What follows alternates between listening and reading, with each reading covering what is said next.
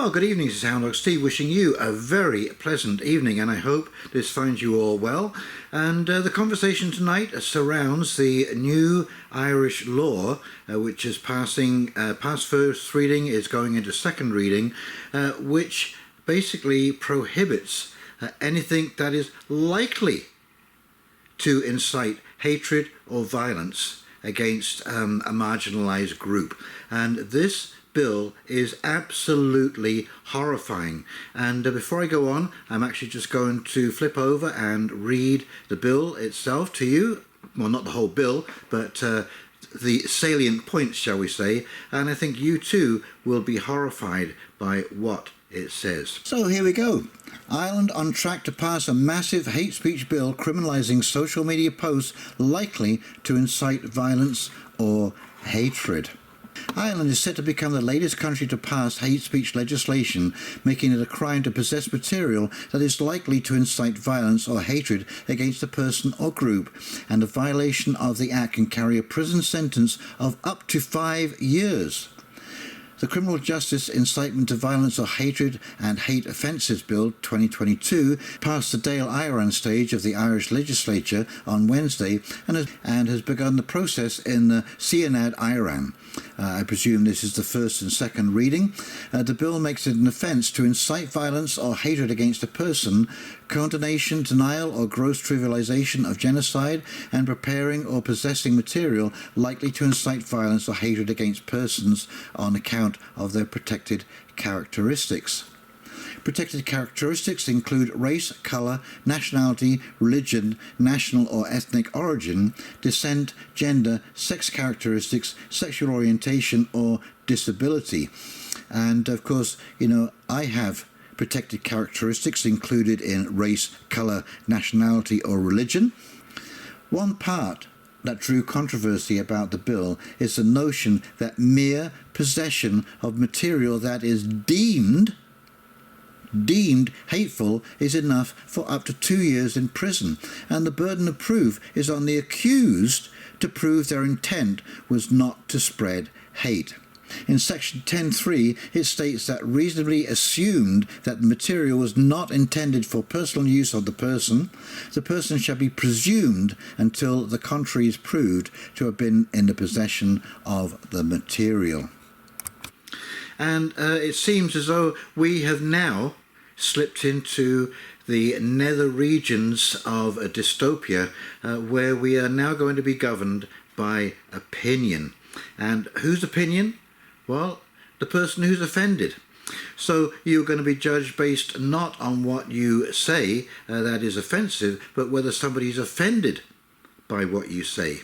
And the fact that you have to prove, the onus is on you to prove that whatever they accuse you of as possessing hate speech or that which is likely to, create hatred or violence, well, how can you fight against that?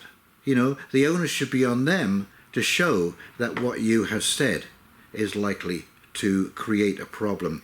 And we've had a similar thing happen in Canada. Bill C11 just passed, and this is censorship of the internet basically, and what you can say. The government can now decide what is good speak or bad speak, and not weeks after it's passed, here the CRTC is having a public consultation on banning Fox News because Tucker Carlson said something on his show which was found or thought to be, shall I say, offensive. It was about a certain person who aligned with a particular group who went into a church and basically laid them all flat on the ground. So you can see I'm being very careful with my wordage here. And this from CTV News. A Canadian regulator launches public consultation on banning Fox News from cable packages.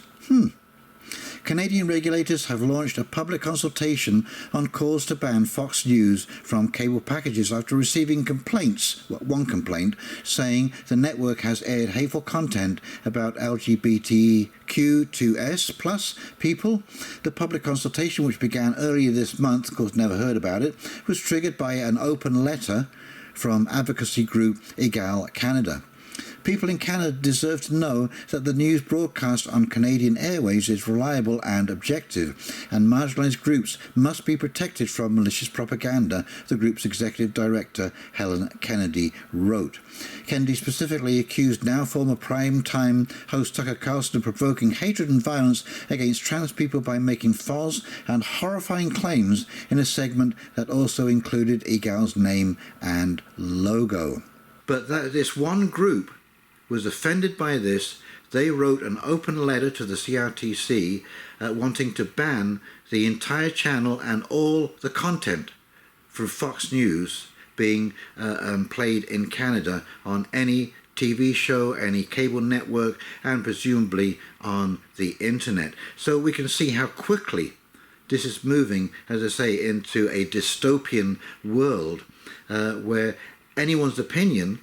Now, if you should, if you should say that this group who wrote the open letter to the CRTC, was offending me, who is now a part of a marginalised group, I might add, well, that won't go anywhere. And to say that this group is also violent and violently supports its point of view, it's out there. It is actually happening. And look at Billboard Chris. He was attacked at a gathering.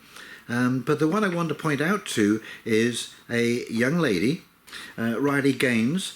She was a former NCAA swimmer, and she was attacked on a campus for stating that women's sports should be for natural women, that women who are born of that gender, and not people who proclaim to be of that gender. And that actually has been upheld by the Swimming Association, saying that no, there are only men and women, and people who are not of that gender cannot participate in those sports. Okay, so there's no crossover here. But she was attacked, she was assaulted, she had to be escorted from the campus by the police simply for stating her opinion. We're just going to pop over to CNN here. Former college swimmer says she was assaulted at an event opposing the inclusion of trans women in women's sports. Former NCAA swimmer Riley Gaines said she was assaulted Thursday on the campus of San Francisco State University. Gaines was at the school to speak about her views and opinion opposing the inclusion of transgender athletes in women's sports, according to the event announcement. I was physically assaulted by one person. I was struck twice, both times hitting my shoulder, with a second strike grazing my face, Gaines told CNN's Natasha Chen. The rest of the protesters just ambushed and cornered me before I was able to move out with the help of campus police. We are conducting an ongoing investigation into the situation. There were no arrests related to the event. The University Police Department said in a statement that disruption occurred after the conclusion of the event, which made it necessary for UPD officers to move the event speaker from the room to a different safe location. And this is from the New York Times. FINA restricts transgender women from competing at elite level. The International Swimming Federation said transgender women who had experienced male puberty could not compete in women's events. And one wonders whether FINA is going to be cancelled as well for making this statement or this decision. And this was by a majority of the board decided that it was unfair competition. Okay, so as I say, we've reached a very, very dangerous level now where anyone's opinion can get you prosecuted and up to 5 years in jail or a $25,000 fine, for stating your opinion. And as I say, the problem is that the terms of what is likely to incite violence are so broad. It is impossible to interpret, and the interpretation can change from day to day or from opinion to opinion. And what happens when this enters the legal system? And here is a little piece about a college professor who liked a couple of tweets And there you go. He could be losing his job. And this from Zero Hedge. Like a tweet, lose your job. The president of Thomas Jefferson University may lose his job for liking tweets from Alex Berenson on his personal account. The episode marks a warning against those in mainstream institutions that any deviation from prevailing orthodoxy, no matter how minor, will not be tolerated.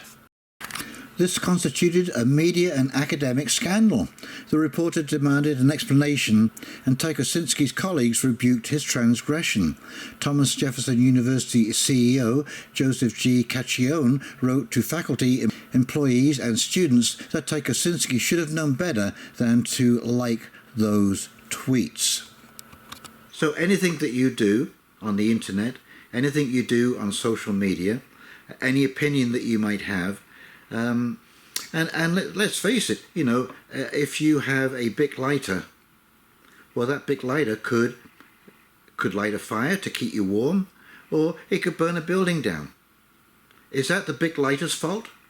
No, it's the person who holds the Bic lighter, the person who uses the Bic lighter. But that's not what we're saying. We're saying that anyone who holds a Bic lighter is a arsonist. So you're going to be prosecuted. It's up to you to prove that you weren't going to use that Bic lighter to do some kind of damage somewhere. And that is impossible for you to prove because, well, you don't know what circumstances might change in the future. You don't know how anyone or what thoughts that they have in their head when they have that Bic lighter in their hand. And so, as I say, we have moved into a very, very dangerous area where the whole legal system is now been turned around not to define what is right and wrong, but to blur what is right and wrong. And so who knows, where is our culture going to go if we cannot define what is right and wrong, and those terms change virtually on a daily basis. And of course, the really, scary thing about all of this is that if you do make an error in a discussion on social media, if you're talking about something and you happen to get cancelled, there is no forgiveness. There is no coming back from that mistake. One mistake can have you tarred and feathered for life. And who amongst us hasn't made a mistake? What is it Jesus said? Let he amongst us who has not sinned cast the first stone. No one could do it because there is none of us who haven't sinned at some time in our lives or made a mistake and wanted to recover from that. And when you don't allow any kind of wiggle room or any recovery process, does this mean we're going to end up with a world that ultimately just hates everyone forever for the one mistake that they made or for the wrong opinion? And quite often it's when you make those mistakes that's part of the learning process. Okay, I mean, I know that I have said things inadvertently because I carried them through from my childhood biases that I never really fleshed out or thought out until they bumped into some kind of opposition. But I had to make that mistake to bump into that opposition, and that opposition made me rethink my position. And this is how we learn. And so by doing this, we are not going to be able to learn by our mistakes. We are going to just suffer from the burden of making those mistakes. And no matter how much you change or learn or recover or readapt those thoughts, after having rehashed them and rethought them out, there's no recovery. You can't come back from that. There's no one going to say, oh, well, okay, Steve, I understand you made a mistake. We all make mistakes. So we're going to allow you to do that because you've now learnt and recovered. And I'm not saying that I'm going along with any particular ideology or any particular narrative at all. But what I am saying is that we all make mistakes and we all need that wiggle room to recover. And so this is going to be absolutely disastrous. And we all know at the end of the day, it's going to be people like the CRTC who are going to be making these decisions based on one complaint from one group. And I will guarantee you that although they say it'll be public consultations, I don't think I'm going to have the opportunity to state my point of view. Because these are very limited. Most of us are, otherwise occupied, busying ourselves with the, everyday things of normal life, and just can't get away and go and participate in this sort of consultation. So this will be made in the dark. And of course, I'm just going to refer to a slightly other thing, but it's along the same lines. Now, recently I had a strike from YouTube on a video that I put up, made by a friend of mine, Peter Waygang, and it was the government's response to the events of the last 3 years, which have now been proven to be wholly inadequate, wrong-headed. Now, all of the facts, and I say facts, that we presented in that video were from the WHO, the CDC, and Worldometers. These are all 3 recognized bodies by all of these social media platforms as the most authoritative source for information. Okay, I appealed that. I pointed out that that's where all of this information came from, and as you can see here, the appeal was rejected. Now, I did have a further comment, and I said that it was incumbent upon them that if they were going to censor me, that they needed to be up to date in their information, not going by last year's information. And so the decision was not based on facts, it was a political decision. And it was a political decision that is now long out of date, because the WHO has declared the pandemic over, and Johns Hopkins University has said that, what we did was wrong. It didn't do anything. It didn't help. It made matters worse, in fact. So, again, these are political decisions being made. My video is still down. Now, other than the fact that people can't see it, I'm not really that concerned. My videos are not monetized, so this is not a financial thing for me. I just want to point out the truth to people so that we can learn, because that is how we learn, is by re-evaluating all the time, the things we did in the past, what worked, what didn't. Okay, let's adapt and change those things and move on, and next time we won't make those mistakes. But when you have platforms like YouTube making political decisions not based on facts, and not even bothering to go and check the facts to see whether they were right or wrong, or citing the CDC when they don't even read the CDC's information themselves. It's just the fact that you said something about the CDC, whoops, you're in the wrong, and it's too late. So, my friends, wake up. Wake up to the dangerous Orwellian path that we are moving down, where it's flavor of the day for opinion, and it's going to change all the time, and you will never know in advance how it's going to change.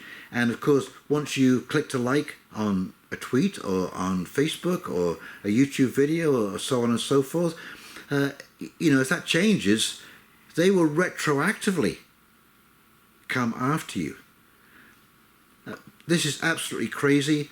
I do not know how this is going to work out, but a civilization cannot move forward unless we all agree that 1 + 1 = 2, and that we are on a solid footing for truth, and we cannot be frightened of the truth regardless of who it offends.